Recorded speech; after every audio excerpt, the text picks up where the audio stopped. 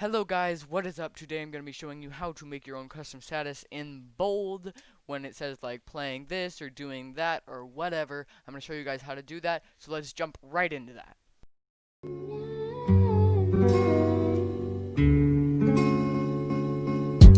Slowly kisses passing by the river. So anyways guys, the first thing to do when you want to start this is just go over to game activity, and as you can see I already have Google Chrome set up, but if you don't see your game then you can click add it. So if you want to have the Epic Games Launcher, if you're watching Netflix or something like that, then I'm going to select the Epic Games Launcher and select add game. Now as you can see, if we go over to here, it says playing Epic Games Launcher.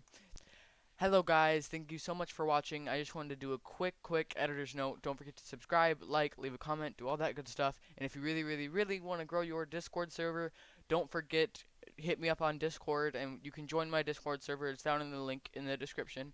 And I can personally give you some advice on different things you can do. So thank you so much for watching, and let's get right back into it. Hello guys, what is up? Today I'm going to be showing you how to make your own custom status for the games, which you can put in bold and whatever. And quick before we start this video, I just wanted to show you guys this, it's really funny.